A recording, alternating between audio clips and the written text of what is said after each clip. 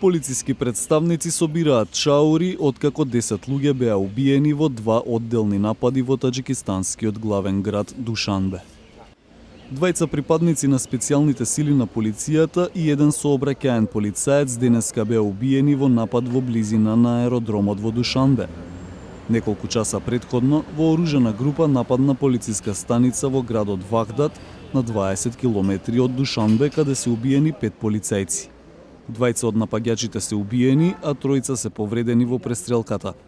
Полицијата соопшти дека нема поврзаност меѓу двата напади. Во Белград, бегалци од Блискиот Исток и Африка се собраа околу камионите да добијат хуманитарна помош од локалните добротворни организации. Бегалците кои кампуваа во близина на главната автобуска станица во Белград добија вода, млеко, храна и производи за хигиена. Помошта во вредност од $11,000 беше собрана од Исламската заедница во Србија и муслиманската добротворна организација Мерхамет.